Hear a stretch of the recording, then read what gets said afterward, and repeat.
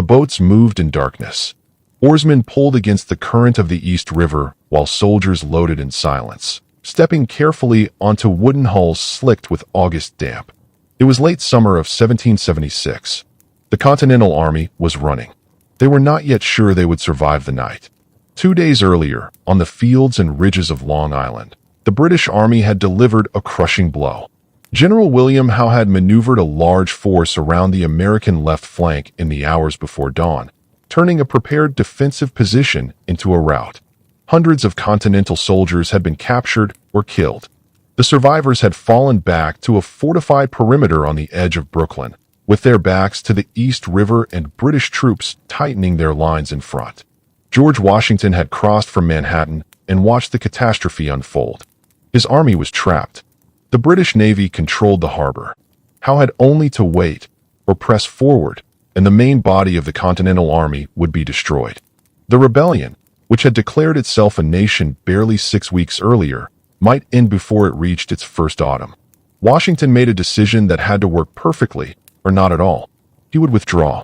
Every man, every cannon, every supply the boats could carry would be pulled back across the water to Manhattan during the night of August 29th. The operation required complete silence. It required steady oarsmen. It required favorable conditions and enough darkness to conceal 9,000 men from a watching enemy. The operation took nearly 9 hours. Regiments moved down to the waterfront in careful rotation. Soldiers who knew how to handle boats, including a regiment of Massachusetts fishermen and sailors, managed much of the crossing. The wind shifted against the operation in the early hours, slowing progress.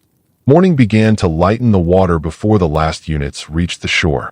Then something happened that no one had planned for, something that no general could have ordered and no strategy could have guaranteed. A low fog settled over the river, thickening in the first gray of dawn. It helped conceal the final crossings from British observers on the far bank. By full light, the last boats had landed in Manhattan, and George Washington was among the final men to cross. The army had escaped, but it had escaped into a crisis. It had lost Long Island. It would soon lose New York City. Within weeks, it would lose most of Manhattan and be retreating through New Jersey, with its numbers shrinking by the day. The summer of 1776 had become one of the most dangerous seasons in the short life of the American independence movement. And so the question that would haunt the next 7 years of this war was already pressing itself forward on that river in the fog. How does an army like this survive? How does a collection of colonies that disagreed on almost everything hold together long enough to win? How does a rebellion that declared a nation in July manage to still exist by December? Those questions sat heavy in the damp air over the East River that August morning, and they would not find their answers quickly. They would be answered slowly, painfully, through freezing winters and humiliating defeats and moments of desperate improvisation that no textbook could have predicted. But the answers did come.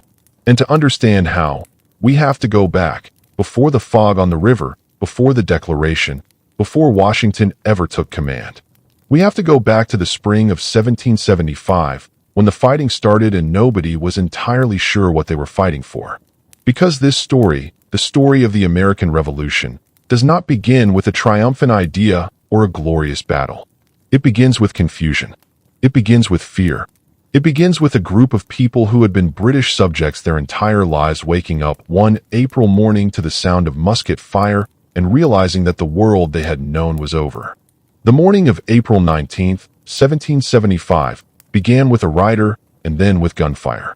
Paul Revere and others had ridden through the night to alert the towns of Middlesex County in Massachusetts that British regulars were marching from Boston. Now, to understand why British soldiers were marching through the Massachusetts countryside before dawn, you need to understand the man who sent them. General Thomas Gage was the military governor of Massachusetts. He was a career soldier who had served in North America for decades. He had fought in the French and Indian War. He had married an American woman. He understood the colonies better than most British officers, and yet he found himself governing a province that was slipping out of his control. Gage's problem was simple in theory and impossible in practice. Parliament had passed a series of laws, the Coercive Acts, designed to punish Massachusetts for the destruction of tea in Boston Harbor in December 1773. Those laws had closed the port of Boston to commerce. They had restructured the colony's government, reducing local authority. They had allowed British officials accused of crimes to be tried in England rather than in local courts. And they had expanded the quartering of soldiers in colonial buildings. Parliament intended these measures to isolate Massachusetts and demonstrate that resistance had consequences. Instead, they united the colonies. Committees of correspondence, informal networks of communication between colonial leaders, spread the news of what was happening in Massachusetts across all 13 colonies. Donations of food and supplies flowed into Massachusetts from as far away as South Carolina. The punishment intended for one colony was felt by all of them as a threat to each of them. And in Massachusetts itself, the response was not submission. It was preparation. Town militias drilled more frequently. Powder and muskets were quietly accumulated. Local committees took over functions of government that the Crown's restructuring had tried to centralize. By the autumn of 1774, Gage's authority extended reliably only as far as his soldiers could see. Beyond Boston, the countryside was organizing itself. Gage knew this. His intelligence was better than he is sometimes given credit for. He knew that the colonists were storing military supplies. He knew the locations of several major caches. And his orders from London, which arrived with increasing impatience, told him to act. Disarm the colonists. Arrest the ringleaders. Restore order. The mission that marched out of Boston on the night of April 18th was designed to seize colonial military supplies stored at Concord, a market town about 17 miles northwest of the city. It was supposed to be secret. It was not. The colonists had been watching every movement of the British garrison for weeks. When the troops began assembling, word went out almost immediately. Revere crossed the Charles River in a small boat, narrowly avoiding a British warship, and began his ride. William Dawes took a different route. Samuel Prescott, a local doctor, joined the riders and was ultimately the one who carried the alarm all the way to Concord after Revere was captured by a British patrol. The alarm reached Lexington before dawn. Militia Captain John Parker assembled roughly 70 men on the town common. They were farmers, tradesmen, fathers, sons. Some of them had served in the colonial wars. Most of them had not faced a column of British regulars marching in formation. When the British column arrived, led by Major John Pitcairn, Parker's men were badly outnumbered. Pitcairn had perhaps 250 soldiers in the advance guard, with hundreds more behind. The militia stood in an uneven line on the green. Parker, recognizing the impossibility of the situation, reportedly told his men not to fire unless fired upon, and to disperse. Someone fired a shot. To this day, historians do not agree on which side fired first. The question was disputed immediately by the participants themselves, with British officers and colonial militiamen each insisting the other had started the shooting. Sworn depositions were taken within days. They contradicted each other, and the question has never been resolved with certainty. What is certain is what happened after that first shot. The British fired a volley, then another. Some soldiers charged with bayonets. The militia scattered. When the smoke cleared, 8 militiamen were dead and 10 were wounded. 1 British soldier had been injured.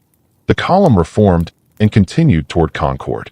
At Concord's North Bridge, a larger group of militia had assembled. These were not just men from Concord. Word had spread to surrounding towns overnight, and companies from Acton, Lincoln, Bedford, and other communities had marched through the darkness to converge on the area.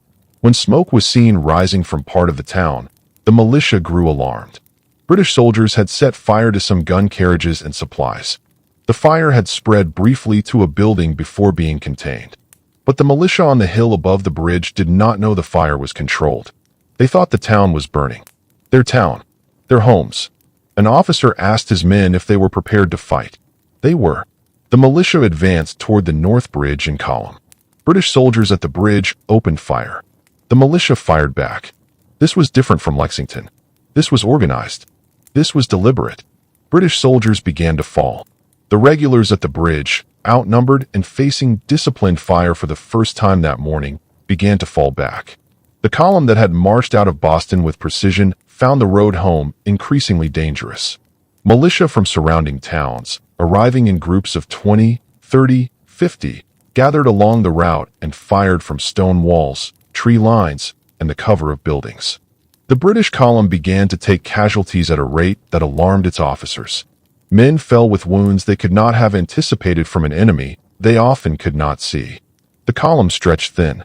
Units bunched together in some places and spread apart in others. Discipline held, but barely.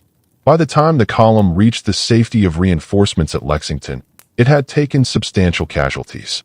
The march back to Boston continued under harassment. Without the reinforcements under Lord Percy that met the original column at Lexington, the entire force might have been destroyed. By the time the British reached the safety of their lines in Charlestown, they had suffered nearly 300 casualties, killed, wounded, and missing. The colonial forces had lost fewer than 100. The news spread faster than horses could carry it. Riders went south and west. Newspapers reprinted accounts, often incomplete, sometimes exaggerated, always emotional. Within days, thousands of men from across Massachusetts and neighboring colonies had surrounded Boston. The British garrison found itself under siege. Within weeks, provincial governments across New England were organizing their forces. Connecticut sent men under Israel Putnam. Rhode Island sent men under Nathanael Greene, a self-taught Quaker ironworker who would become one of the most capable generals in the American Army. New Hampshire sent men, including John Stark, who would later destroy a British foraging expedition at Bennington and turn the tide of an entire campaign. Within months, delegates from all 13 colonies were meeting in Philadelphia at the Second Continental Congress, trying to decide what to do next. Now, let me pause on that phrase, trying to decide what to do next, because it captures something essential about this moment. The fighting had started. Men had died. An army of sorts had surrounded Boston. But nobody had declared independence. Nobody had written a constitution. Nobody had formed a government. The colonies were reacting to events, not executing a plan. And the range of opinions about what should happen next was enormous. The situation was unlike anything the colonists had prepared for. They had grievances, many of them real and long accumulating. Parliament had taxed them without their representation. The Stamp Act of 1765 had imposed a tax on printed materials, legal documents, newspapers, playing cards, that had to be paid in hard currency, not colonial paper money. The Townshend Acts of 1767 had placed duties on glass, lead, paper, paint, and tea. These were not enormous sums in most cases. The principle was what mattered. The colonists had no elected representatives in Parliament. Taxation without representation violated what they understood to be their rights as British subjects, rights guaranteed by centuries of English constitutional development. British officials had quartered soldiers in colonial towns, a visible and unwelcome military presence in communities that had governed themselves with considerable autonomy for generations. Courts had been altered. The use of admiralty courts, which operated without juries, to enforce customs laws struck at one of the most deeply held principles of English legal tradition. Customs enforcement had grown aggressive, with officials empowered to search ships and warehouses using general warrants that did not specify what was being sought. The Boston Massacre of 1770, in which soldiers fired into a crowd and killed 5 people, had left a wound that did not heal. The incident was more complicated than either side's propaganda suggested. The soldiers had been surrounded by an angry mob. They were pelted with ice, oyster shells, and other objects. The shooting may have begun when a soldier was struck and discharged his weapon, either deliberately or reflexively. John Adams, who would later help lead the independence movement, defended the soldiers in court because he believed in the principle that even unpopular defendants deserved legal representation. Several soldiers were acquitted.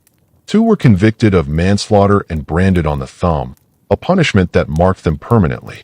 But the acquittals did not matter to the popular memory. What mattered was that British soldiers had killed civilians on a Boston street.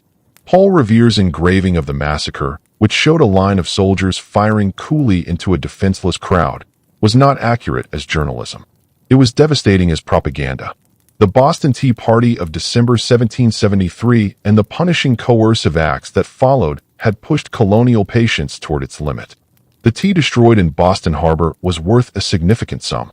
The action was deliberate, organized, and designed to make a political point that could not be ignored.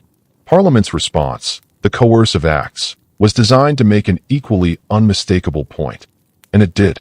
but not the point Parliament intended. Now, here is something that matters enormously for understanding everything that follows. Grievance is not the same thing as a war plan. Most colonists in the spring of 1775 did not want permanent separation from Britain.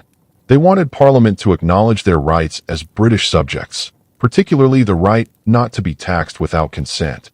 They wanted the Coercive Acts repealed. Many hoped that armed resistance would shock Britain into concession and that the conflict could be settled without a final break.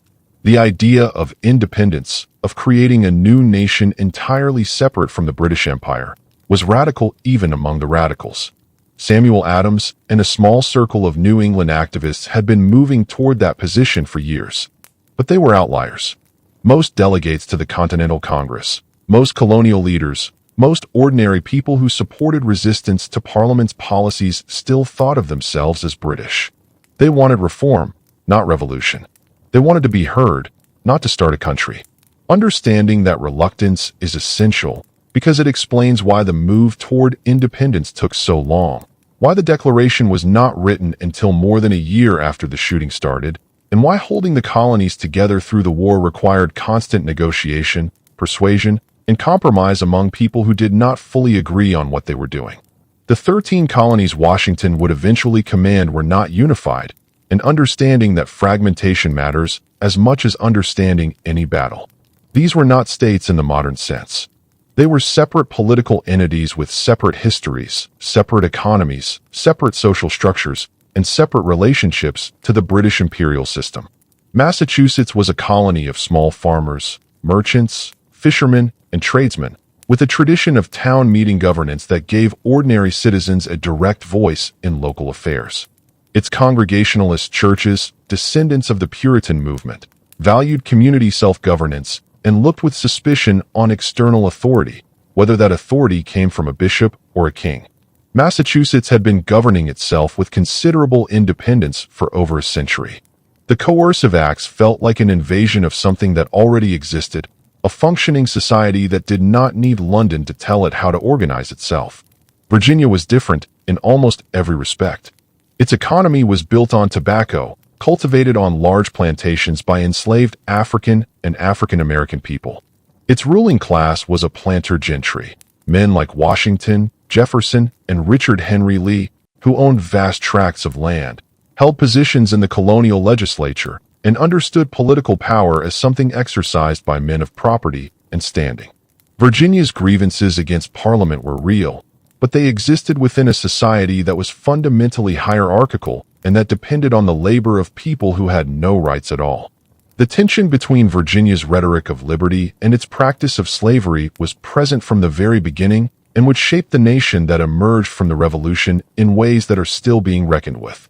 Pennsylvania was different again. Founded by William Penn as a Quaker colony, it had a large population committed to pacifism. Philadelphia, its largest city, was the most cosmopolitan urban center in the colonies, a place where German immigrants, Scots-Irish settlers, English Quakers, and a growing population of free and enslaved black people lived in complicated proximity. Pennsylvania's merchant class was deeply tied to British trade. Its political establishment was cautious by temperament and resistant to the radicalism that came more naturally to New England. New York had powerful commercial interests that depended on the British imperial system. Its harbor was the finest on the Atlantic coast. Its merchants traded with the Caribbean, with London, with the ports of Europe. Many of New York's wealthiest families had prospered under British rule and had no interest in disrupting the system that had made them rich. New York also had a large loyalist population, people who actively supported the British government and would continue to do so throughout the war. Georgia and South Carolina had plantation economies so dependent on enslaved labor and British markets that their planters had reasons to hesitate before embracing a rebellion whose ultimate consequences they could not predict. South Carolina's rice and indigo plantations generated enormous wealth. That wealth depended on the labor of enslaved people who outnumbered the white population in many low-country parishes. The fear of slave rebellion was a constant undercurrent in South Carolina's political calculations. Any disruption to the existing social order, any rhetoric about natural rights and the equality of men, carried implications that South Carolina's planter class was acutely aware of and deeply uncomfortable with. What brought these different communities to the same Congress was not agreement on what independence should mean. It was the more immediate pressure of events. The coercive acts had made clear that Parliament was willing to use military force to impose its will. The fighting at Lexington and Concord had demonstrated that the use of force was no longer theoretical.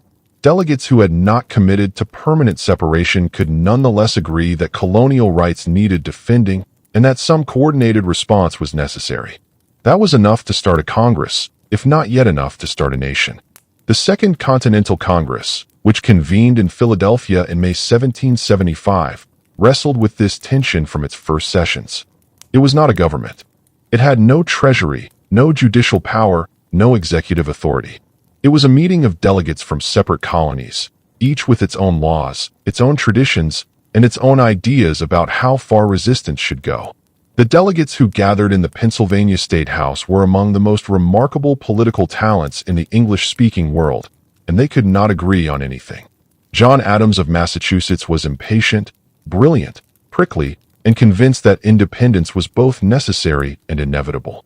He pushed for action at every opportunity and alienated colleagues with his intensity. John Dickinson of Pennsylvania was equally brilliant and equally committed to colonial rights, but he believed that reconciliation with Britain was still possible and that rushing toward independence would destroy the chance for a negotiated settlement. Benjamin Franklin, who had spent years in London as a colonial agent, had returned to Philadelphia in May 1775 with a clear understanding that the British government would not voluntarily concede what the colonists demanded. His experience had radicalized him. He supported independence, but with the pragmatism of a man who understood that the world's most powerful empire would not release its colonies without a fight. The delegates from the middle colonies, particularly Pennsylvania and New York, urged caution and continued petitions to the king. Delegates from New England, where the fighting was already happening, where men were dying and towns were under martial law, demanded action. The action Congress took, cautiously and without formally declaring itself a sovereign government, was to create an army. On June 14, 1775, Congress voted to establish the Continental Army, drawing the existing Massachusetts forces and other provincial troops under a unified command. It was an extraordinary step. A body that claimed to be petitioning the king for the redress of grievances was simultaneously creating a military force to oppose the king's army. The contradiction was not lost on anyone, but the reality on the ground in Massachusetts demanded a response, and Congress provided one. The next day, it chose a commander, John Adams, who understood that Southern support for what had been primarily a New England conflict would require a Southern commander, proposed George Washington of Virginia. The choice was not based solely on military qualifications, though Washington had them. He had served as a young officer in the French and Indian War, leading Virginia militia in difficult campaigns along the frontier. He had experienced defeat, including the catastrophic surrender of Fort Necessity in 1754, and had learned from it. He had served on General Edward Braddock's staff during the disastrous march toward Fort Duquesne, where Braddock was killed and the column was shattered by a combined French and Native American force. Washington had rallied the survivors, organized the retreat, and emerged from the experience with a reputation for physical courage and steadiness under fire. But military experience was only part of why Adams chose him. Washington was a Virginian. He was a planter, a slaveholder, a member of the colonial elite. His selection bound the South to a war that had started in the North. It told the other colonies that this was not Massachusetts's fight alone. It was everyone's fight. And Washington looked the part. He was tall, physically imposing, and carried himself with a gravity that commanded attention. He wore his military uniform to Congress, the only delegate to do so, and the message was not subtle. He was ready. Washington accepted without enthusiasm and without false modesty. He told Congress he did not feel equal to the command. He was not performing humility. He genuinely understood the scale of what he was being asked to do. He knew the British Army. He had served alongside it and against it. He knew what professional soldiers with adequate supplies and competent officers could do to men who lacked training, equipment, and experience. He declined a salary, asking only that his expenses be reimbursed. This was a political decision as much as a personal one. A general who served without pay could not be accused of profiting from the conflict. It placed Washington above the suspicion of self-interest and gave him a moral authority that salary would have complicated. He wrote to his wife Martha at Mount Vernon with something close to apology, explaining that duty had compelled him to take on a responsibility he had not sought. The letter suggests a man who understood that he was stepping into something from which he might not return. He then rode north toward Boston, toward an army he had never seen, toward a war whose purpose was still being debated by the very body that had sent him. Before Washington arrived, something happened on the outskirts of Boston that demonstrated both the potential and the cost of what colonial forces could achieve. Bunker Hill, or more accurately the battle that took place primarily on Breed's Hill adjacent to it, was fought on June 17, 1775. Colonial forces had occupied the high ground on the Charlestown Peninsula, commanding the approach to Boston Harbor. The position threatened British ships and gave the colonial forces artillery range over parts of the city. The British decided to take the position by frontal assault. General Howe, who would later command the entire British force in North America, led the attack. The colonial forces behind their earthwork fortifications held their fire as the British lines advanced up the slope. The order, often attributed to Colonel William Prescott, to hold fire until you could see the whites of their eyes, may or may not have been given in exactly those words. But the principle was sound. Ammunition was limited. Every shot needed to count. The first British assault was met with devastating fire and repulsed. The British reformed and attacked again. They were repulsed a second time. On the third assault, with the colonial forces running low on ammunition and unable to sustain the rate of fire that had broken the first two attacks, the British carried the position. The colonial forces withdrew, in reasonable order rather than routing, across the Charlestown Neck to the mainland. The British had taken the hill, but the cost was staggering. More than 200 British soldiers were killed and over 800 wounded. Among the dead were a disproportionate number of officers, men whose loss would be felt in the campaigns ahead. General Howe, who had walked through the carnage on the hillside, was visibly affected by what he had seen. Some historians have argued that his later caution, his reluctance to press advantages at Long Island and elsewhere, can be traced in part to what he witnessed at Breed's Hill. He had seen what happened when professional soldiers charged prepared positions. He did not want to see it again. For the colonial side, the battle was a defeat in tactical terms. They had lost the position, but it was a revelation in strategic terms. Untrained men behind fortifications could make a professional army pay a price that professional armies were not accustomed to paying. That lesson would shape the war. Neither side had yet committed to the logic of where this was heading. Britain still expected the rebellion to collapse or settle. The colonists still hoped Britain would negotiate. But the men dying on Breed's Hill were not fighting for negotiation points. They were fighting because the other side was already there. And once the dying starts, the logic of events begins to outrun the logic of diplomacy. Washington reached Cambridge, Massachusetts, in early July 1775 and took formal command of the forces gathered around Boston. He was not yet certain what he had inherited. He was about to find out, and the discovery would not reassure him.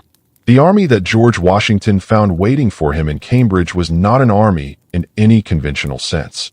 It was a gathering, a collection of men from different colonies, serving under different officers, organized by different rules, with different expectations about when they might go home. To understand what Washington faced, you have to set aside the word army and think instead about what these camps actually looked like. Imagine thousands of men, most of them farmers, encamped in a rough semicircle around a city. They had brought their own muskets, their own clothing, their own ideas about how long they intended to stay. Some had come with their families. Some had come because their neighbors came and they did not want to be left behind. Some had come because they were angry about what happened at Lexington and wanted to do something about it. Very few had come expecting to serve in a professional military organization with formal discipline, standardized equipment, and a hierarchical chain of command. Washington found problems he had not fully anticipated. The men were brave enough. That was not the issue. The issue was everything else. Discipline was loose. Soldiers came and went from camp with a casualness that horrified Washington's sense of military order. Officers from one colony sometimes refused to cooperate with officers from another.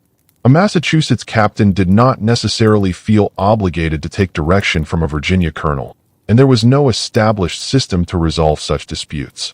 Soldiers in some units elected their own officers, which meant that the officers owed their positions to the popularity of their subordinates, not to their competence or the authority of a commanding general. An elected officer who imposed strict discipline risked losing his position at the next election.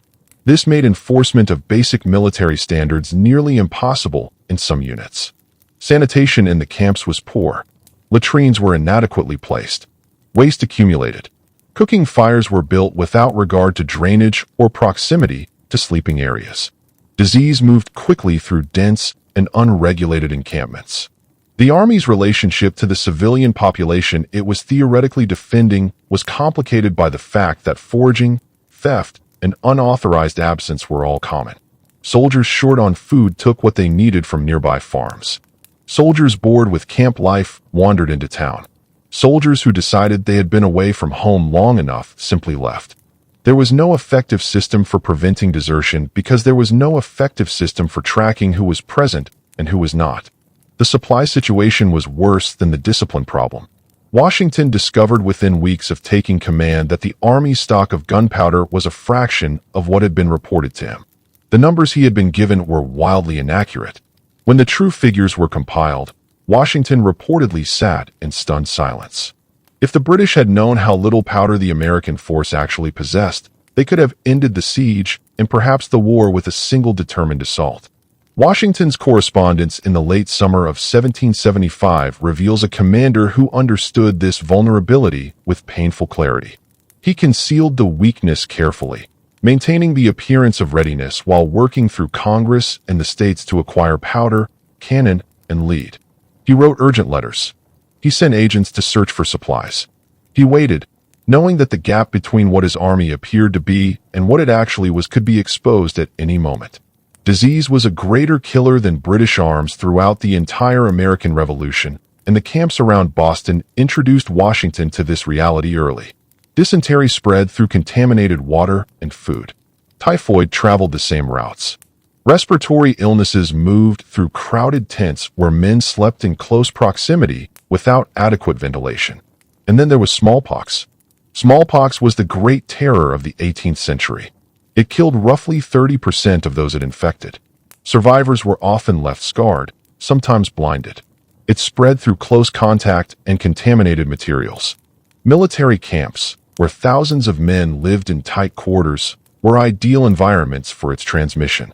Washington would eventually make one of the most consequential decisions of the entire war regarding smallpox. He ordered the mass inoculation of his army.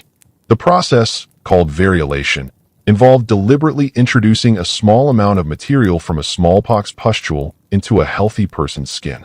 If the process worked correctly, the person developed a mild case of the disease and gained immunity. If it did not work correctly, the person developed a severe case and could die. The resistance to inoculation was significant. Some soldiers feared the procedure more than they feared battle. Some religious communities opposed it on principle. The process required weeks of recovery, during which the inoculated soldiers were unable to fight. Washington understood all of these objections and overrode them. He had seen what smallpox could do to an army. The invasion of Canada, which was already underway, would provide a devastating example. An army crippled by disease could not function in any theater. The mass inoculation program, carried out over the course of the war, was one of Washington's most important administrative decisions. It did not make headlines. It did not produce dramatic stories of battlefield courage, but it kept his army alive. The supply problem that plagued Washington from the first weeks of his command reflected deep structural limits in how the Continental Congress was organized. Congress was not a government. It was a consultative body. It could make requests, but it could not compel compliance. It could ask states to provide men and money. It could not force them to do so. It had no power to tax. It could issue paper currency, called continentals, but it could not prevent those bills from losing value as the war's costs exceeded public confidence in the new government's ability to back them. The phrase "not worth a continental" became common as inflation eroded the currency's purchasing power, A soldier paid in Continentals found that his wages bought less with each passing month. A supplier who accepted Continentals as payment discovered that the bills he held were worth a fraction of their face value by the time he tried to spend them. Washington's army went unpaid, undersupplied, and underfed, not because anyone wanted it to, but because the political structure of the emerging Confederation could not efficiently gather resources from 13 separate states and deliver them to a single fighting force. Each state had its own priorities, its own financial pressures, its own political considerations. A state legislature that diverted money to the Continental Army had less to spend on its own defense, its own roads, its own institutions. The incentive to free ride, to let other states bear the burden while keeping resources at home, was powerful and persistent. Short enlistments made the underlying manpower problem structural. Most soldiers in 1775 had agreed to serve only through the end of the year. They had left farms, shops, and families, and they had done so with the understanding that their service was temporary. As December approached, Washington faced the prospect of watching his forces dissolve and having to begin again with largely new men in January. He pleaded with Congress for longer enlistment terms. Congress, wary of the political implications of demanding too much from a free population, was slow to act. Americans distrusted standing armies. The memory of British soldiers quartered in colonial towns was fresh. The idea of a permanent military force, separate from the civilian population and answerable to a central authority, made many people deeply uncomfortable. They had fought against what they saw as military tyranny. They were not eager to create their own version of it. The recurring crisis of expiring enlistments would follow Washington through the first years of the war, forcing him to rebuild his army repeatedly, often at the worst possible moments. The composition of this army was more varied than later memory often suggests. From the earliest months, free black men served in the Continental forces. Some had been present at Lexington and Concord. Peter Salem, a free black man from Framingham, Massachusetts, is traditionally credited with firing the shot that killed British Major John Pitcairn at Bunker Hill, though the details are disputed. Salem Poor, another black soldier, served with such distinction at Bunker Hill that officers submitted a petition to Congress praising his courage. Some black soldiers served with the forces around Boston from the beginning of the siege. Washington initially resisted their enlistment, reflecting both the racial attitudes of the Virginia planter class and concerns about how slaveholding colonies to the South would respond to an army that enrolled black soldiers. But as manpower demands grew, policy shifted. Lord Dunmore, the royal governor of Virginia, issued a proclamation in November 1775 offering freedom to enslaved people who escaped their patriot owners and served in the British forces. The proclamation was designed to disrupt the colonial economy and undermined the rebellion from within. It alarmed slaveholders throughout the South and may have pushed some undecided colonists toward the patriot side out of fear rather than principle. It also demonstrated that the question of slavery was embedded in the Revolution from the start, not as a peripheral issue, but as a central one. By the war's later years, free black men served in integrated units across several states. Rhode Island raised a regiment that included formerly enslaved men who gained their freedom through military service. Connecticut, Massachusetts, and other states enrolled black soldiers in varying numbers. The terms and the results varied considerably from person to person and from state to state. Some men who served with distinction were recognized and compensated. Others were returned to bondage after the war, their service counting for nothing in the eyes of the law. The Revolution promised liberty. It did not deliver that promise equally. Women were present in the Army's life from the beginning, though rarely in formal military roles. Camp followers, a term that encompasses wives, mothers, daughters, and other women attached to military units, performed labor that was essential to the Army's daily function. They cooked. They washed clothing and bandages. They nursed the sick and wounded. They carried water to gun crews during battle, a task that exposed them to the same dangers the soldiers faced. The famous story of Molly Pitcher, a woman who took over a cannon after her husband fell, may be a composite of several real incidents rather than a single documented event. But the underlying reality, that women were present at the edges and sometimes in the middle of combat, supporting the Army's operations in ways that were dangerous and essential, is well established. The Army regulated women's presence because it could not do without them. Washington issued orders controlling the number of women who could accompany each unit, not because he wanted to exclude them, but because too many followers slowed the Army's movement and strained its already inadequate supplies. Martha Washington came to camp during winter seasons throughout the war. Her presence was understood to matter for morale among officers and soldiers alike. She organized sewing circles among officers' wives. She visited the sick. She provided a sense of domestic normalcy in an environment that had none. The practical business of the siege of Boston was unglamorous. Washington extended and improved the American lines around the city. He drilled his men, imposing discipline through punishment when necessary. Flogging was common. Courts-martial were held for offenses ranging from desertion to theft to insubordination. Washington understood that an army that could not enforce its own rules was not an army. He worked to establish the chain of command that a military organization requires to function, insisting that officers from every colony accept the authority of the unified command structure that Congress had created. He sent letters, a constant, relentless stream of letters, to Congress, to the state governments, to suppliers, to officers in the field. Washington managed through correspondence a military operation that had no reliable administrative machinery behind it. His letters are among the most revealing documents of the Revolution. They show a man who was simultaneously a military commander, a political negotiator, a personnel manager, and a procurement officer. He begged for gunpowder. He argued about pay scales. He recommended promotions and warned against incompetent officers.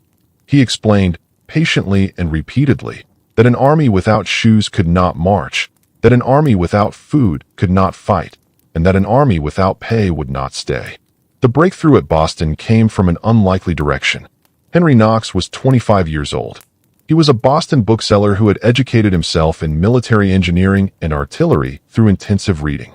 He had devoured every text he could find on fortification, gunnery, and military science, and he had absorbed a practical understanding of artillery that most professional officers acquired only through years of service.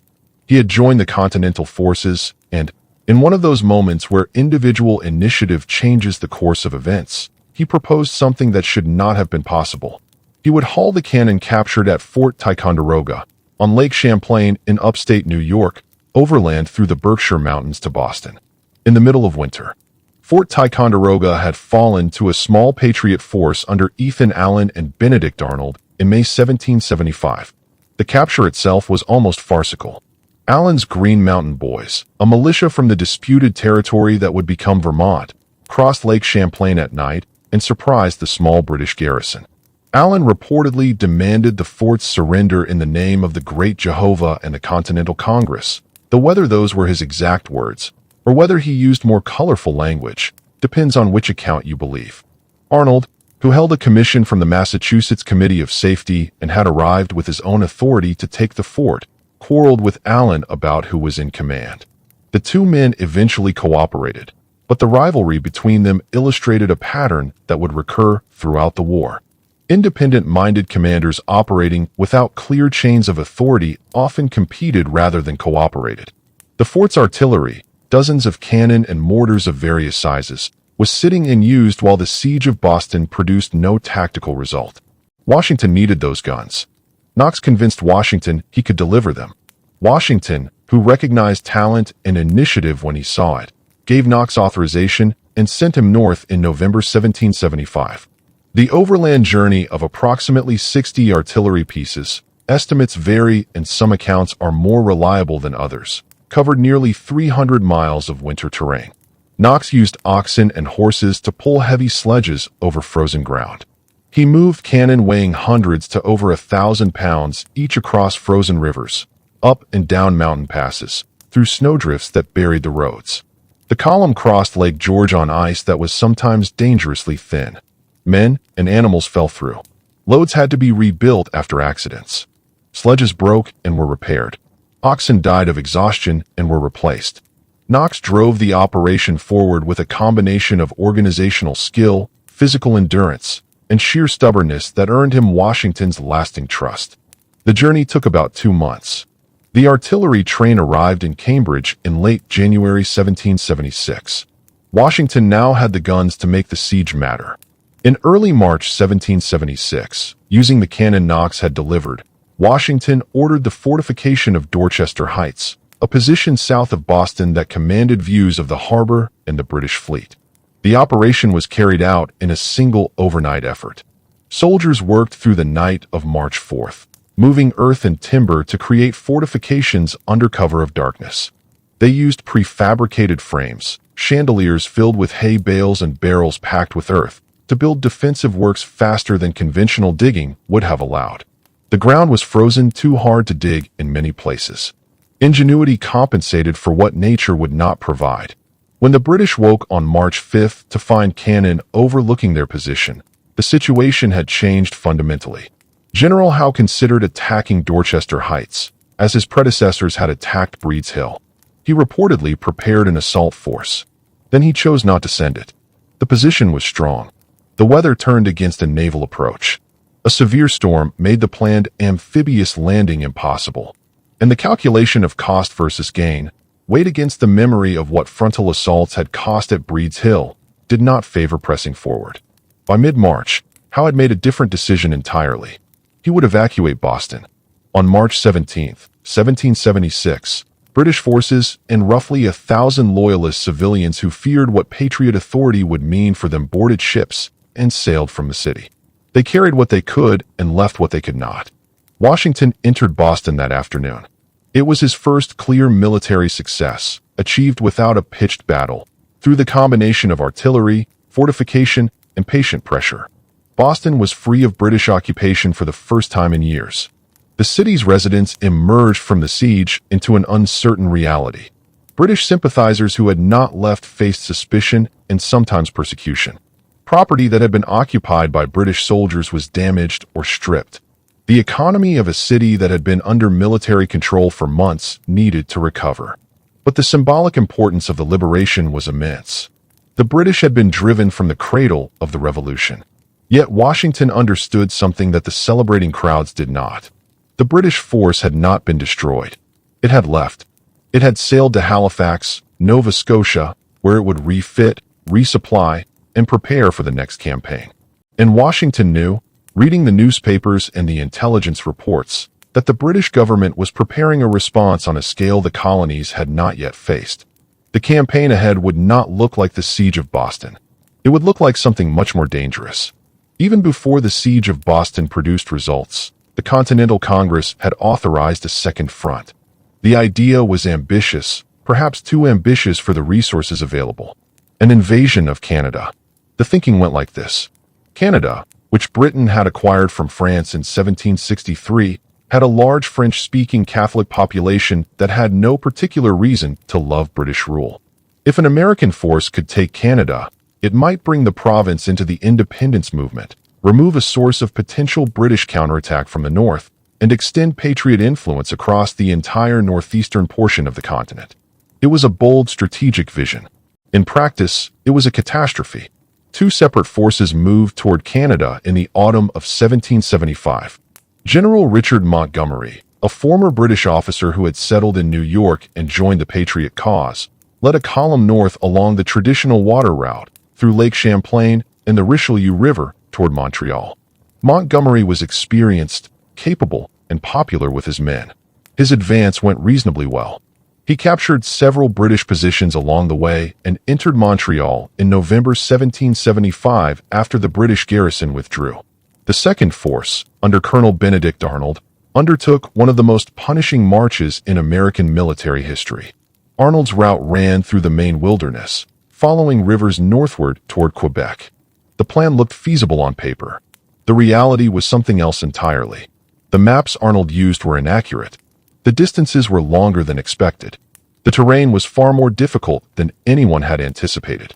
Arnold's column of roughly 1,100 men set out in September 1775, carrying supplies in flat-bottomed boats called bateaux.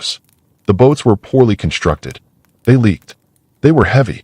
They had to be carried around rapids and over portages that grew longer and more brutal as the route pushed deeper into the wilderness. The rivers they followed were swollen with autumn rain. The bogs they crossed sucked at their feet and swallowed their supplies. The forests closed in around them, dark and disorienting. Food ran short almost immediately. The provisions they had brought spoiled or were lost when boats overturned. Men ate candles. They ate soap. They boiled leather to make broth. They ate their dogs. Disease moved through the column. Dysentery weakened men who were already starving. The weather turned cold. Snow began to fall. Arnold's force lost perhaps a third of its men to exhaustion, disease, and the decision by some soldiers to turn back before reaching Canadian territory. One entire division, under Colonel Roger Enos, decided independently to reverse course and return to the settlements. Enos was later court-martialed for the decision, but acquitted. The men under his command were in genuinely desperate condition, and continuing forward would likely have cost most of them their lives. Those who completed the journey did so in a condition of extreme physical depletion. When Arnold's survivors emerged from the wilderness on the banks of the St. Lawrence River opposite Quebec City, they were fewer than 700 strong, gaunt, ragged, and barely able to stand. That they arrived at all is a testament to Arnold's ferocious determination and to the endurance of the men who followed him. Montgomery captured Montreal and moved east to join Arnold's survivors outside Quebec City in December 1775. The combined force was outnumbered, poorly supplied, and running out of time. Enlistments in Arnold's force were expiring at the end of the year. Many soldiers had agreed to serve only through December 31st. If the attack on Quebec was not launched before the new year, much of the force would simply walk away. Montgomery and Arnold decided to assault Quebec's walls during a winter storm on the night of December 30th. The plan called for a coordinated attack on the lower town from two directions. Montgomery would lead one column along the river's edge from the west. Arnold would lead another from the east. If both columns broke through the barricades and converged inside the city, the garrison might be overwhelmed before it could organize a defense.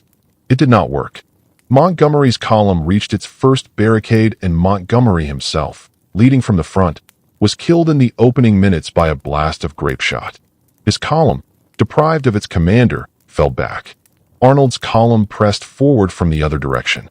Arnold was shot through the leg in the first exchange of fire and had to be carried to the rear. Daniel Morgan, a Virginia rifleman who would later play a crucial role at Saratoga, took command and pushed into the lower town. Morgan's men fought through the narrow streets, taking barricades and capturing defenders. But without Montgomery's column arriving from the other side, the attack lacked the force to break through. British and Canadian defenders counterattacked. The Americans in the lower town were surrounded and forced to surrender. Nearly 400 American soldiers were captured. The assault on Quebec had failed. The surviving forces maintained a weak siege through the brutal Canadian winter, their numbers shrinking from disease and desertion, their position worsening as spring made British naval reinforcement not just possible, but inevitable. Smallpox swept through the American camps with devastating effect. Hundreds of soldiers fell sick. Medical care was primitive. Inoculation had not yet been ordered on a systematic basis. The disease killed soldiers faster than the British garrison did. When British reinforcements arrived by ship in May 1776, what remained of the American force in Canada was in no condition to resist. The retreat that followed was long, painful, and humiliating. By summer 1776, the Americans were back across the border, and Canada was firmly in British hands. The campaign accomplished none of its military objectives. Canada did not join the rebellion. Quebec City remained British. The northern invasion had cost the Continental cause hundreds of prisoners, thousands of sick and dead, and enormous amounts of equipment and supplies that could not be replaced easily. But what it did produce, almost by accident, was a delay. And in this war, delays mattered as much as victories. During the retreat from Canada, Benedict Arnold, whose capacity for both brilliance and controversy seemed inexhaustible, organized a naval force on Lake Champlain. Arnold was a former merchant captain with practical seamanship, and he understood something that many of his contemporaries did not. British control of Lake Champlain would allow them to move a large army south into New York, down the Hudson Valley, well before the colonies were ready to resist it. The lake was the highway. Whoever controlled the lake controlled the invasion route. Arnold assembled a small fleet of gunboats and galleys, built hastily from green timber by soldiers who were not shipwrights, crewed partly by men who had never sailed. The vessels were crude. The crews were inexperienced. The guns were mounted on platforms that shifted under recoil. It was, by any professional naval standard, a joke. But it was there, and the British had to deal with it. The British could not simply sail past Arnold's fleet and ignore it. A hostile naval force behind an advancing army could cut supply lines and create chaos. They had to build their own fleet on the lake, which took time. They had to transport prefabricated vessels and naval stores overland to the water. They had to assemble guns, train crews, and prepare for an engagement that they expected to win easily, but could not afford to lose. Arnold confronted the British fleet at the Battle of Valcour Island in October 1776. The engagement was fought in the narrow channel between Valcour Island and the western shore of the lake. Arnold positioned his vessels behind the island, forcing the British to come to him rather than using their superior sailing ability in open water. The battle lasted most of a day. Arnold's fleet was badly damaged. That night, Arnold slipped his surviving vessels through the British line in darkness and fog, a small-scale echo of Washington's escape from Long Island 2 months earlier. The British pursued. Over the next 2 days, the remaining American vessels were run down, captured, or driven ashore and burned. Arnold's fleet was destroyed. But it had taken time. Time for the British to build their fleet. Time for the battle itself. Time for the pursuit.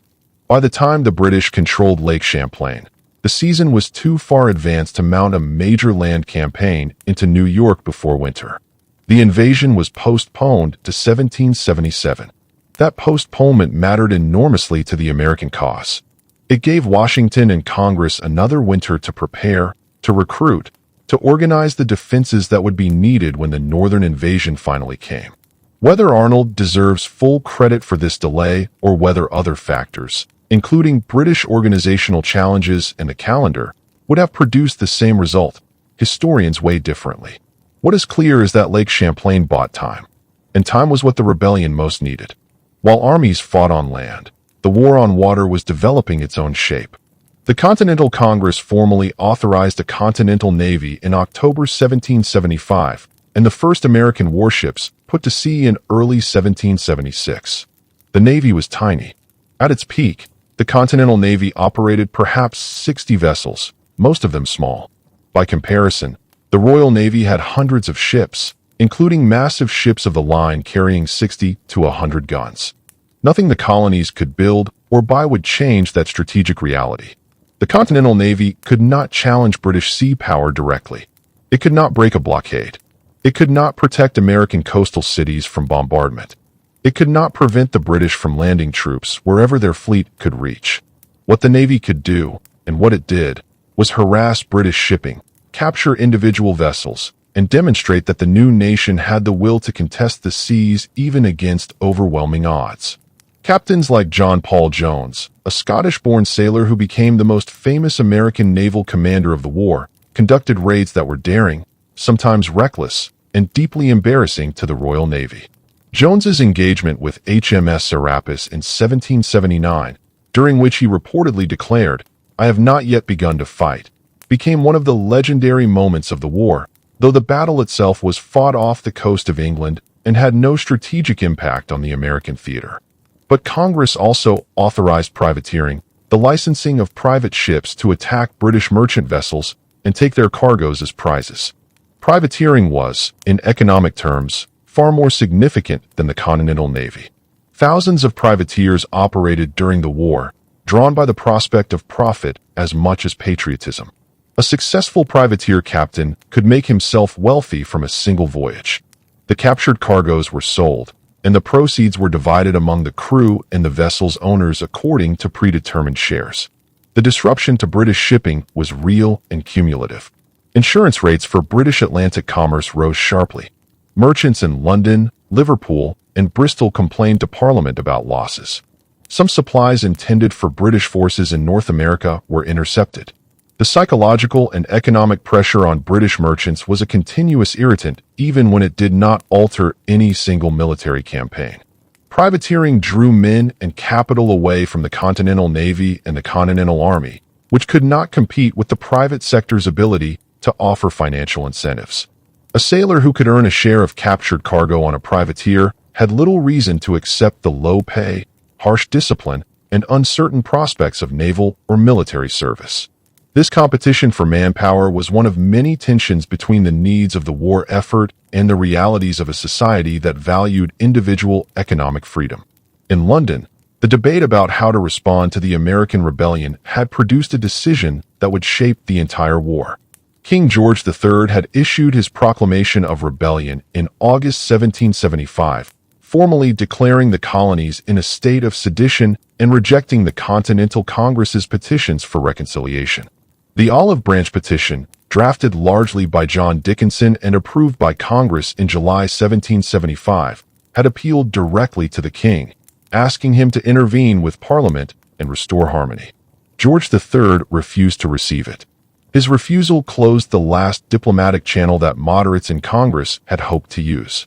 Parliament voted to send a substantially larger military force to North America in 1776, including German auxiliary troops provided under treaties with several German states, primarily Hesse-Kassel. The use of German troops was controversial on both sides of the Atlantic. These soldiers were not mercenaries in the narrow sense of stateless military professionals selling their services to the highest bidder.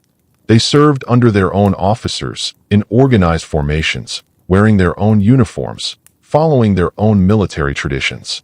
Their service was contracted by their rulers, German princes who received financial payments from Britain in exchange for providing trained soldiers. The arrangement was common in 18th century European warfare. Foreign soldiers, hired by the king to suppress his own subjects, arriving on American shores to enforce the will of a parliament in which Americans had no voice. The use of German troops became a powerful propaganda point for the independence movement. The Declaration of Independence itself would list the use of foreign mercenaries among its grievances against the king. The arrival of German auxiliary troops confirmed what the more perceptive observers had understood since Lexington. This would not be a brief colonial disturbance, settled by a show of force.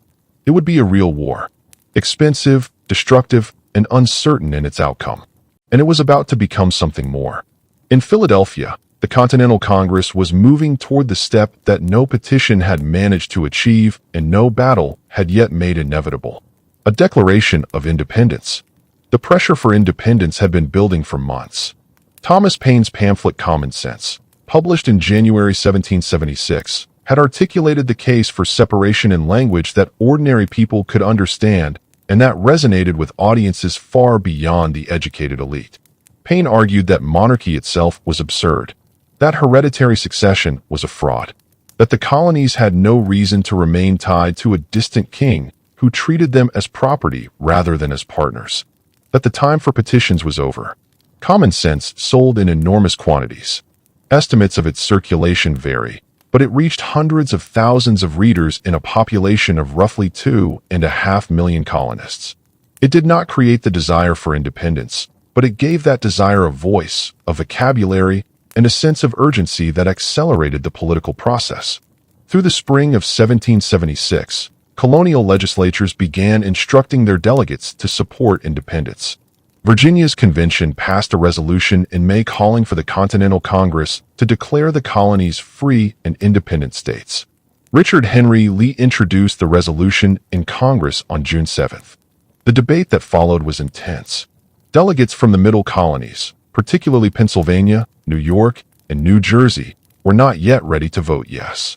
Congress appointed a committee to draft a declaration while the political work of securing unanimous support continued.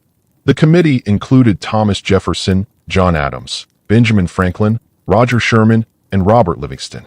Jefferson, at 33, the youngest member of the committee, was given the task of writing the initial draft. He worked in the parlor of a rented house on Market Street in Philadelphia, writing on a portable desk of his own design.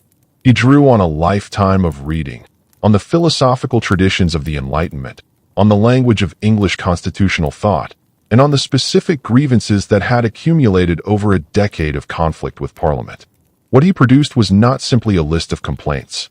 It was a statement of political philosophy that grounded the right of revolution in universal principles.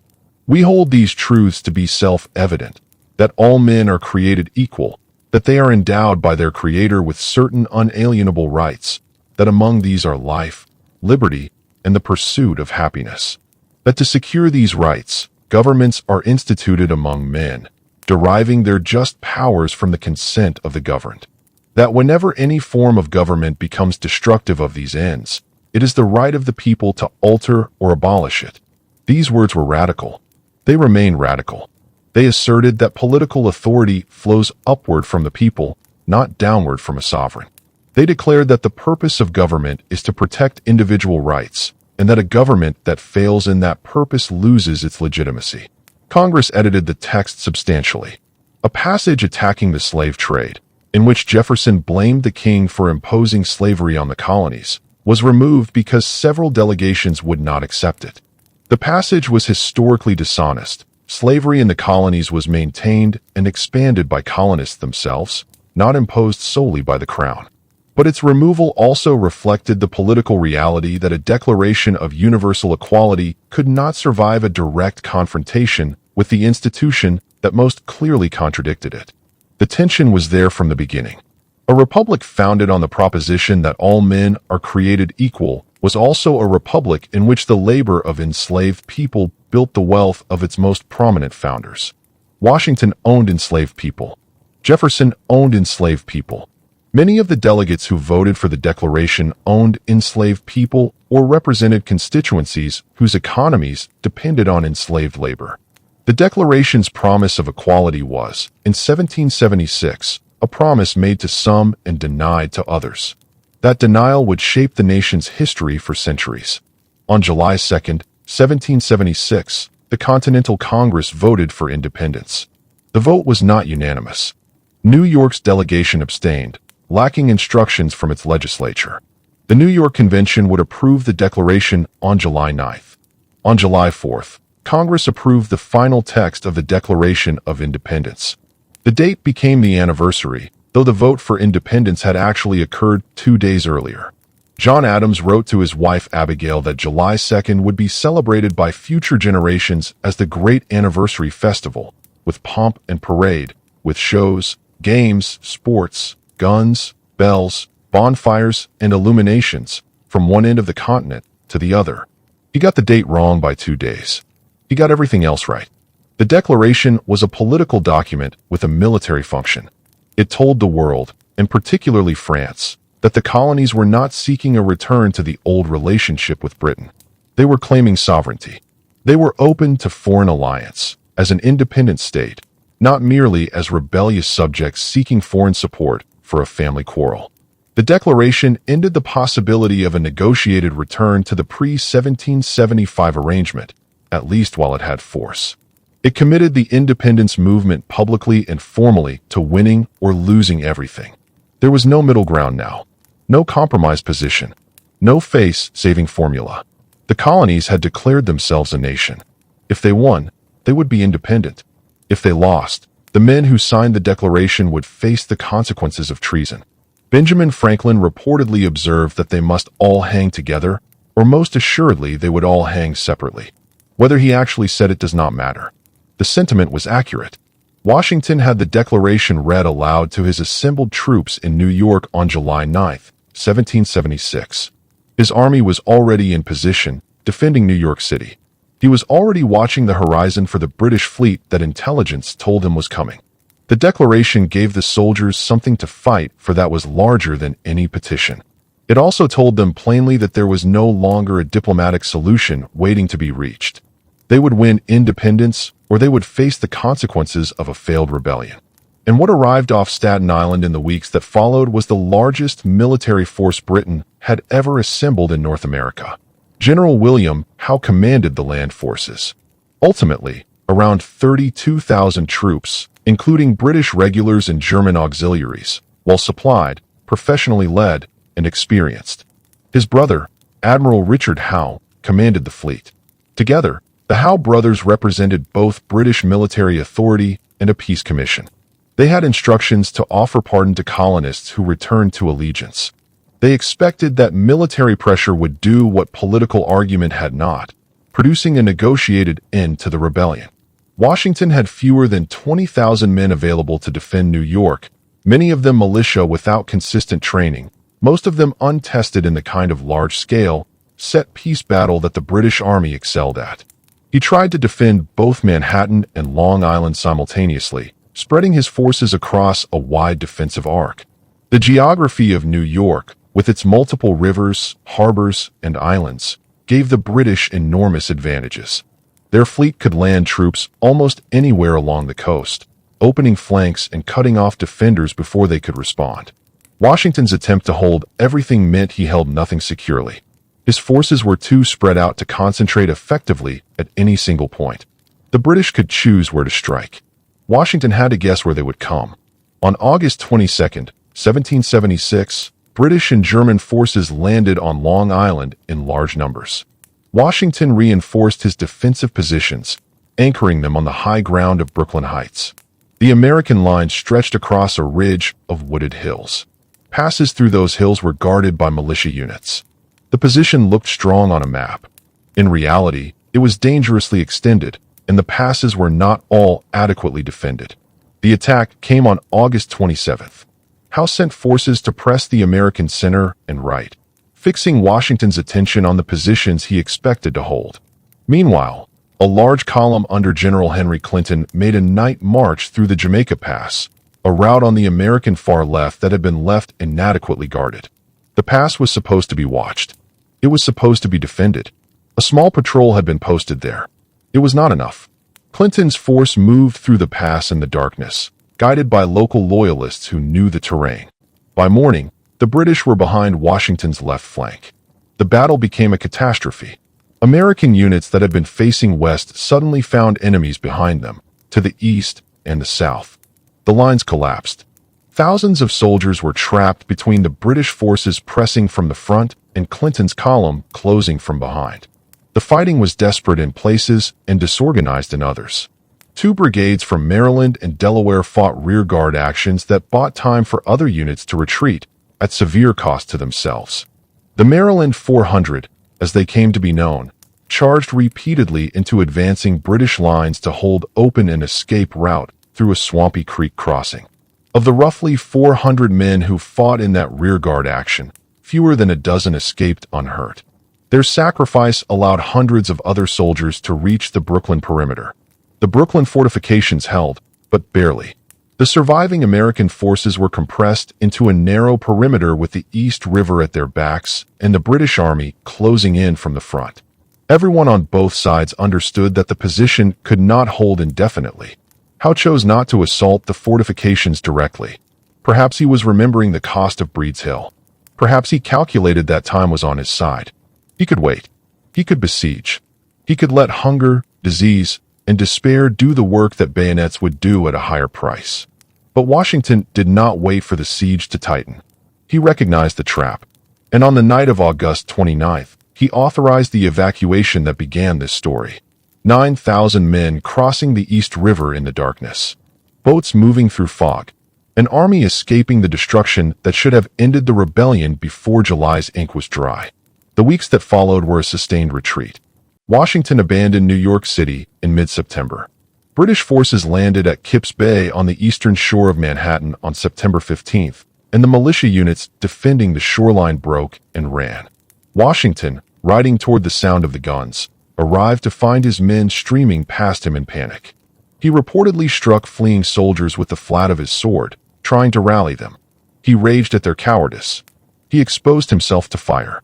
His aides had to physically turn his horse and lead him away from the advancing British. It was one of the lowest moments of his command. The army retreated north through Manhattan. A brief American success at Harlem Heights on September 16th, where a sharp engagement turned back a British probe and boosted morale for a day, could not change the strategic situation. The army continued to lose ground. Fort Washington, a continental fortification on the northern end of Manhattan, fell in November. The British attacked with overwhelming force on November 16th. The garrison fought, but was overwhelmed. Close to 3,000 American soldiers were captured. The prisoners faced conditions in British custody that would kill many of them. Prison ships in New York Harbor, rotting hulks where captured Americans were held in conditions of filth, starvation, and disease, became death traps. More American soldiers died on British prison ships during the war than died in battle. The most notorious of these ships, the HMS Jersey, was anchored in Wallabout Bay. Men packed below decks, given minimal food, denied adequate water, and left to die of smallpox, dysentery, and typhus, died by the thousands. Estimates of total deaths on prison ships range widely, but the number was certainly in the thousands and may have exceeded 10,000. The loss of Fort Washington was a military disaster. It was also a human one. Fort Lee, across the Hudson River in New Jersey, was abandoned in such haste that tents, supplies, and cannon were left behind. By late November, Washington was leading a shrinking army through the cold fields of New Jersey, with British and German forces under General Charles Cornwallis pressing steadily behind him. The army that had numbered nearly 20,000 men in July was melting away. Enlistments expired and men went home. Militia units returned to their states. Some soldiers deserted outright, deciding that the cause was lost and their obligations were fulfilled.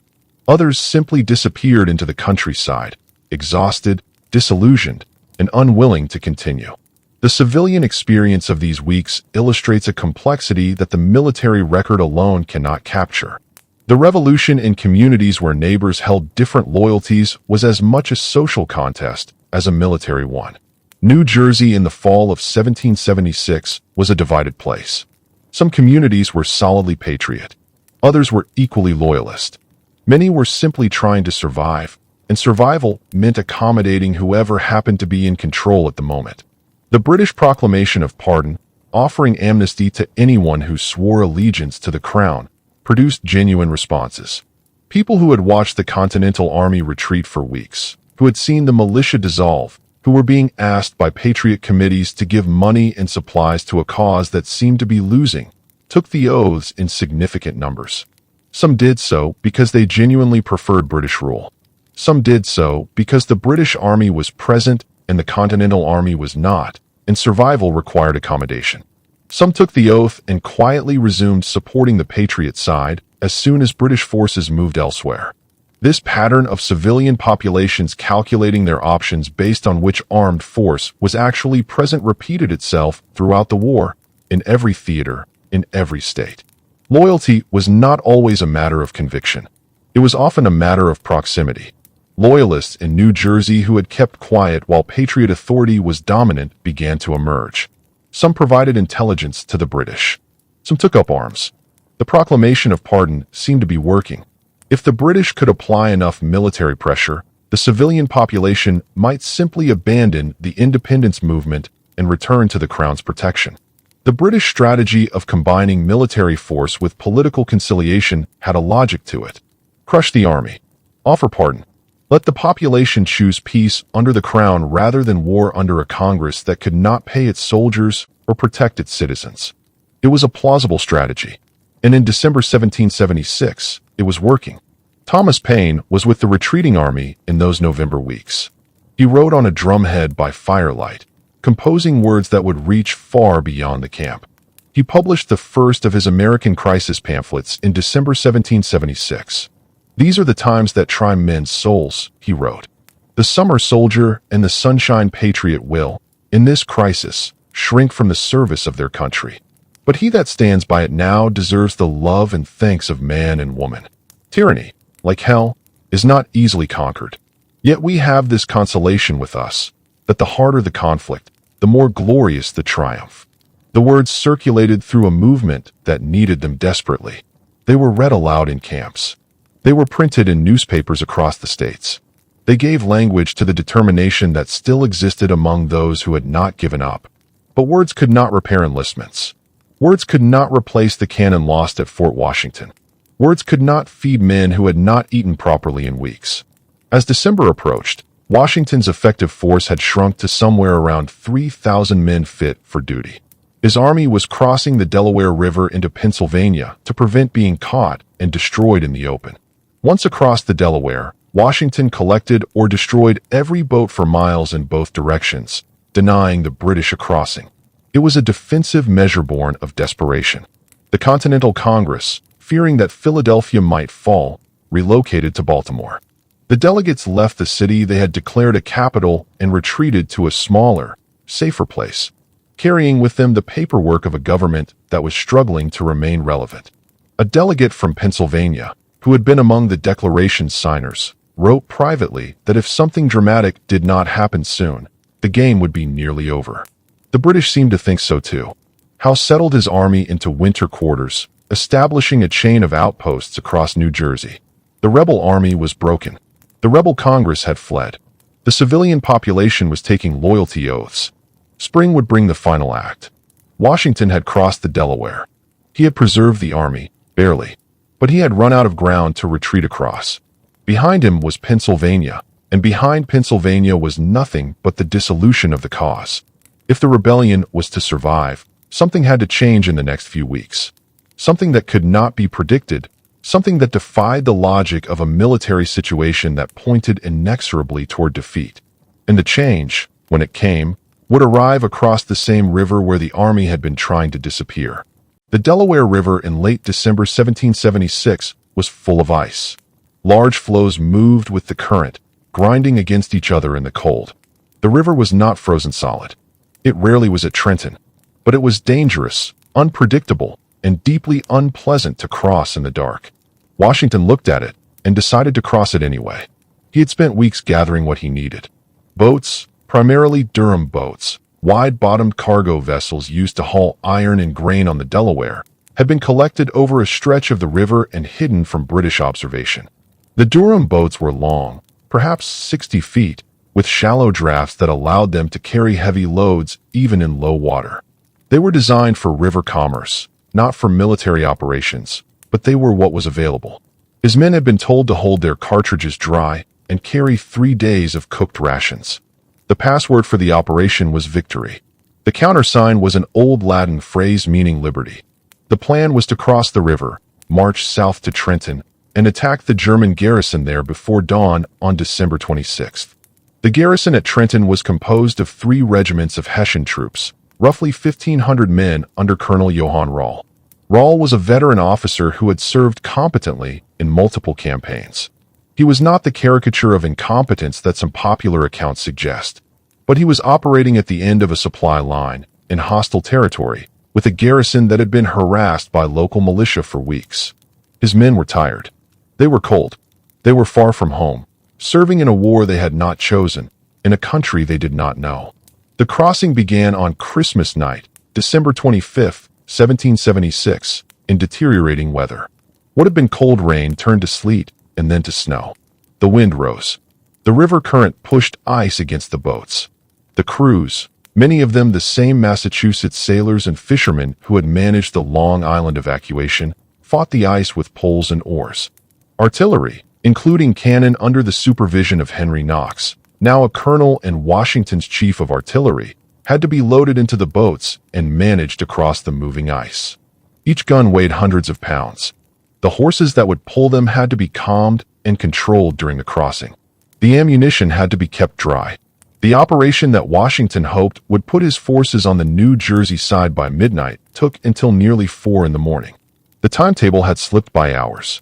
2 other crossings, planned for the same night at different points downriver, failed entirely. The ice and the weather were too severe. The forces that were supposed to block escape routes from Trenton and provide flanking support would not arrive. Washington was on his own. He now faced a choice he had not anticipated.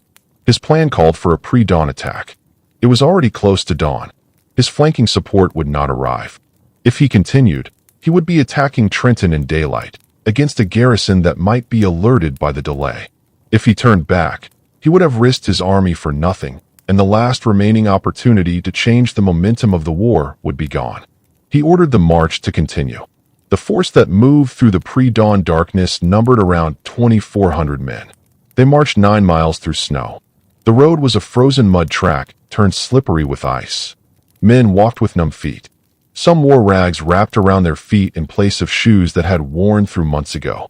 Blood marked the snow where barefoot soldiers walked. The artillery, perhaps 18 cannon, was pulled along the road by horses and men, the wheels sliding on ice. the pieces threatening to overturn at every uneven patch. Officers kept the men moving by riding up and down the column, pushing those who slowed, keeping the formation together through sheer force of will. There was no room for delay. Every minute of daylight increased the risk of detection. About 2 miles from Trenton, the column split into 2 divisions. One, under General Nathaniel Greene, would approach from the north along the Pennington Road. The other, under General John Sullivan, would approach from the west along the River Road. Both divisions would converge on the town simultaneously. The German auxiliaries stationed at Trenton had been on heightened alert through much of December. Militia raids, small attacks on outposts, and the general hostility of the surrounding population had kept the garrison on edge.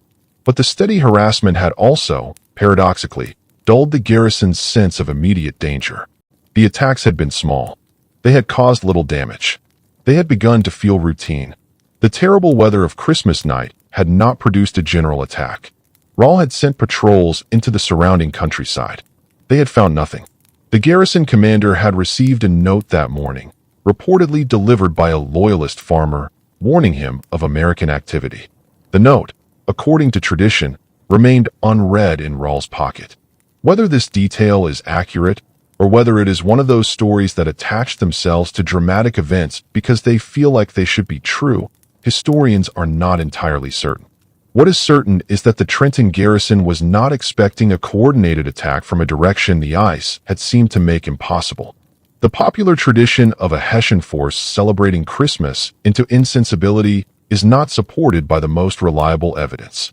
The German soldiers observed Christmas, but there is no credible evidence of a garrison-wide drunken celebration that left the troops unable to defend themselves. They were soldiers. They were in enemy territory. They were professionals, but they were not expecting what was coming. The Americans arrived at the edge of Trenton from 2 directions at roughly 8 o'clock in the morning. Knox's artillery moved quickly to commanding positions at the heads of the town's main streets. The cannon were unlimbered and loaded with grape shot, canister filled with musket balls that turned each gun into a giant shotgun. When the German troops, roused by the alarm and scrambling to form their ranks, tried to assemble for a counterattack in the streets, American guns swept their positions. The effect was devastating. Men who were trying to form disciplined lines in a narrow street were hit by blasts of metal that cut through formations like a scythe. The street fighting that followed was brief and one-sided. German soldiers tried to organize resistance at several points. Some formed around their regimental colors and attempted to charge. They were driven back by cannon fire and musket volleys. Rahl was mortally wounded trying to rally his men in an orchard at the edge of town. He had mounted his horse and attempted to lead a counterattack. He was hit by musket balls and fell. His men, seeing their commander down, lost the cohesion needed to continue fighting. Within an hour, close to 900 German soldiers had surrendered. Washington had lost no men killed in combat during the battle itself. 2 soldiers had frozen to death on the march. Several were wounded. But the disparity in casualties was extraordinary. The victory at Trenton was complete. Washington took his prisoners, captured muskets, ammunition, cannon, and supplies, and moved back across the Delaware. The captured supplies were desperately needed. The muskets replaced weapons that were broken or missing. The ammunition replenished stocks that had been nearly exhausted. The cannon added to an artillery force that Knox had been building piece by piece. A few days later, Washington crossed the Delaware again, returning to Trenton with reinforcements and preparing to hold the position. The British response was swift. Cornwallis marched south from Princeton with a substantial force, determined to trap Washington against the river and destroy him. By the evening of January 2nd, 1777, Cornwallis's army was facing Washington's position across a Sunpink Creek south of Trenton. The creek was not deep, but the bridges were defended by American artillery, and a frontal assault in the darkness seemed unwise. Cornwallis reportedly told his officers that they had the old fox cornered and would bag him in the morning. Washington, the old fox, had other plans. He left his campfires burning. He assigned a small detachment to keep the fires fed and to make enough noise to suggest that the army was still in position. Then he moved his army in the darkness. Wrapping the wheels of his artillery in cloth to muffle the sound, He slipped around the British left flank on back roads and marched north through the night. By morning, he was at Princeton. The British had left a garrison at Princeton, and Washington's advance guard collided with two British regiments marching south to reinforce Cornwallis. The engagement at Princeton on January 3, 1777, was sharp and bloody. The initial American attack was repulsed. General Hugh Mercer, a Scottish-born physician who had served in the Continental Army since its creation, was bayoneted repeatedly by British soldiers who mistook him for Washington and was mortally wounded. Washington himself rode to the front, exposing himself to fire at close range, rallying his men and leading the counterattack. An aide reportedly covered his eyes, unable to watch his commander ride into the volley. When the smoke cleared, Washington was still on his horse. The British line broke. Soldiers fled toward the college buildings of Princeton. American artillery fired into the building. The survivors surrendered. The victory at Princeton was smaller than Trenton, but equally significant. British reinforcements were moving fast, and Washington did not wait for them. He moved his army northwest into the hills around Morristown, New Jersey, where the terrain made pursuit difficult and the army could recover. Morristown was a strong defensive position. The Watchung Mountains screened the camp from easy British approach. The surrounding countryside could provide forage and food. The position allowed Washington to threaten British lines of communication across New Jersey without committing to a decisive engagement he could not afford to lose. What had Trenton and Princeton actually accomplished? They had not expelled the British from New Jersey, though British outposts across the state were pulled back toward the coast in the weeks that followed, abandoning much of the territory Howe's forces had occupied. They had not resolved the enlistment crisis, though Washington had persuaded some soldiers whose terms were expiring to stay a few more weeks, offering them bounties that Congress would have to find a way to pay. They had not solved the supply problems or the wider strategic situation. The British still held New York City and most of the surrounding territory. Philadelphia remained threatened, but the effect on morale, on the spirit of the independence movement, was immediate and measurable. The Continental Congress, which had been nervously discussing whether to move further from Philadelphia, returned to the city. State governments that had gone quiet resumed organizing. Enlistment drives that had seemed hopeless produced better results than they might have without the news from Trenton. People who had been considering loyalty oaths reconsidered. The cause was not dead. The army was not finished. The old fox was still in the field. Washington's correspondence in January and February 1777 still reveals a commander worried about supply, personnel, and the structural weakness of his army. But the tone of the letters from Congress had changed. The desperate urgency of December had been replaced by something closer to cautious optimism. The cause had survived its worst weeks, and people who had been watching to see which way things went were still watching and had not yet given up. The German troops who had surrendered at Trenton were people too, and it is worth remembering them as such. Many had not chosen military service freely. They had been provided to the British under treaties with their princes, rulers who profited from the arrangement while the soldiers bore the risks. The men who surrendered in Trenton on December 26th were far from home, fighting in a war between peoples they did not know, in a country they had never seen before the ships brought them across the Atlantic. Some who became prisoners of the Continental Army eventually chose to remain in North America rather than return to Germany. They were marched to camps in Pennsylvania and Virginia, where their treatment varied but was generally better than what American prisoners experienced on British prison ships. Some learned English. Some married local women. Some settled in Pennsylvania and other states after the war, becoming Americans in the fullest sense. Their experience of the Revolution was not the same as anyone else's. Not as British officers who served the king. Not as American patriots who fought for independence. Not as loyalist civilians who chose the crown. Not as enslaved people whose stake in the conflict was their own freedom. The German soldiers occupied a unique position in the Revolution's human landscape. And the story of the Revolution becomes more honest when it includes their presence as full human participants rather than simply as obstacles that Washington removed from a chessboard. The 10 days between Christmas and the engagement at Princeton had not won the war, but they had prevented the war from being lost. And that, in the winter of 1776 and 1777, was enough. It was enough to carry the cause to spring. It was enough to keep the army together, barely. It was enough to sustain the idea that independence was still possible. And it was enough to keep the attention of the one foreign power whose intervention could change everything. Across the Atlantic, in the court of Versailles, diplomats were reading the reports from America with great interest. France had been watching. France had been waiting. And France was about to decide that the American cause was worth investing in. But that investment and the alliance that followed would not come without a price. And the price, for both sides, would be higher than anyone in Philadelphia or Versailles fully understood. The year of 1777 was approaching. It would be the year Britain tried to end the war with two coordinated campaigns. One from the north, one from the south, both aimed at the strategic heart of the rebellion. Both designed to sever the colonies and crush the Continental Army between them. Both would fail, but the manner of their failure and the consequences that followed would transform a colonial rebellion into a global war. The summer of 1777 was the year Britain tried to end the war with two coordinated strokes and failed at both. The British strategic plan, as it developed in London and was communicated imperfectly to commanders in the field, had two main components. General Howe would take his army south from New York to capture Philadelphia, the rebel capital, the city where the Continental Congress met, the symbolic center of the independence movement. General John Burgoyne would lead a separate army south from Canada along the Lake Champlain corridor toward Albany, New York, while a third force under Colonel Barry Street Ledger moved east through the Mohawk Valley to meet him.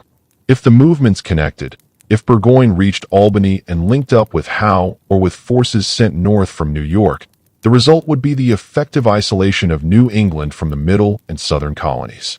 New England, the rebellion's most radical region, would be cut off. The remaining colonies, deprived of New England's manpower, manufacturing, and ideological energy, would be vulnerable to separate defeat. It was an elegant plan on paper. On paper, the distances were manageable. On paper, the coordination was straightforward. On paper, the American resistance could be overcome by professional armies operating on interior lines. But this war was not fought on paper. It was fought in forests, on rivers, across mountains, and through a political landscape that no map could adequately represent. The plan required coordination that the Atlantic Ocean made difficult. Messages between London and North America took weeks to cross the ocean. Orders issued in February might not arrive until April. Responses to those orders might not reach London until June. The strategic conversation between the government and its commanders operated with a time lag that made real-time coordination impossible. Howe's intentions were not clearly communicated or understood in London. He had proposed multiple plans over the winter, and the government's approval of Burgoyne's campaign did not explicitly address how Howe's movements would support it. Howe may have assumed that a garrison left in New York could provide sufficient support for Burgoyne's advance. He may have believed that his capture of Philadelphia would be more valuable strategically than sending troops north. Whatever his reasoning, the result was that the two wings of the British operation in 1777 did not support each other. They operated independently, at great distances, against an enemy that could shift forces between theaters faster than the British could coordinate their response. Howe moved his army by sea rather than marching overland through New Jersey. The sea route took longer than expected. The fleet, carrying roughly 18,000 troops, sailed from New York in late July, rounded the Delaware Capes, and landed on the Chesapeake Bay at the head of Elk, in what is now northeastern Maryland, in late August. The army then marched north toward Philadelphia. Washington attempted to block Howe at Brandywine Creek on September 11, 1777. He positioned his forces along the creek, defending the fords where the British would have to cross. It was a defensive position that looked strong if the British attacked where Washington expected them to. They did not. In a pattern that should have been familiar by now, the British found an unguarded crossing upstream. A column under Cornwallis marched north, crossed the Brandywine above the American right flank, and attacked from a direction Washington had not adequately covered. The battle echoed the disaster at Long Island. Washington's right wing crumbled under the flank attack. Units that had been facing west suddenly found enemies coming from the north. Some units fought well. Others broke. The retreat was costly, but not catastrophic. Washington's army escaped destruction, but it had been beaten. 3 weeks later, Washington attempted to retake the initiative with a night attack on the main British encampment at Germantown on October 4, 1777. The plan was complex, involving 4 separate columns converging on the British position from different directions at night. Complex plans require precise timing and reliable communication. Washington's army had neither. The attack began promisingly. The American advance guard surprised British pickets and drove them back. The momentum seemed to be building. Then fog descended over the battlefield. In the confusion, American units fired on each other. One column, encountering a stone house occupied by a company of British soldiers who refused to surrender, halted its advance to besiege the house instead of bypassing it, losing critical time. Other columns arrived late or became disoriented in the fog. The attack, which had come close to succeeding, collapsed into confusion. The Americans withdrew. The Continental Army retreated. Philadelphia fell to the British. How occupied the rebel capital? The Continental Congress moved again, this time to York, Pennsylvania, a small town 70 miles west of Philadelphia where the business of government continued under diminished circumstances. Washington's army was in the field, unbroken but battered, and his critics in Congress were beginning to compare his record unfavorably to what was happening 300 miles to the north. Because what was happening north was a British catastrophe. Burgoyne's army, about 7,000 British and German regulars, plus Canadian militia and Native American auxiliaries, had moved south from Canada in the summer with considerable initial success. Burgoyne was a colorful figure, a playwright, a gambler, a man of considerable charm and intelligence who had lobbied hard for the command that would either make his reputation or destroy it. Fort Ticonderoga fell to the British in early July, a shock to American expectations. The garrison had been considered too strong to take without a major siege. But Burgoyne's engineers recognized that a nearby height, Mount Defiance, commanded the fort's position. When British artillery was hauled to the top of Mount Defiance, the fort became untenable. The American garrison evacuated in haste, abandoning supplies and equipment. The fall of Ticonderoga sent a wave of alarm through the colonies. If Ticonderoga could fall so easily, what could stop Burgoyne? But the advance slowed almost immediately after Ticonderoga. The American forces under General Philip Schuyler, and then under Horatio Gates, who replaced Schuyler in August, applied a strategy of delay and destruction that was unglamorous but devastatingly effective. American work parties felled trees across the roads. They destroyed bridges. They broke dams to flood low ground. They blocked creek crossings with debris. They turned the 20-mile stretch of road between the northern end of Lake Champlain and the Hudson River into an obstacle course that took Burgoyne's army weeks to traverse. Every day of delay cost Burgoyne supplies he could not replace. His army was operating at the end of a supply line that stretched back to Canada. Every barrel of flour, every cask of ammunition, every replacement horse had to come down Lake Champlain and then overland through terrain that the Americans were systematically destroying. The army consumed far more than it could carry. Burgoyne's supply situation was desperate. He sent a foraging expedition of roughly 700 men, mostly German auxiliaries under Lieutenant Colonel Friedrich Baum, to seize supplies from Bennington, Vermont.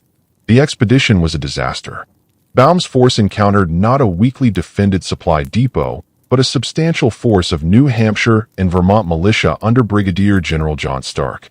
Stark was a veteran of Rogers Rangers during the French and Indian War, a man who understood wilderness warfare and had no patience for the conventions of European military protocol.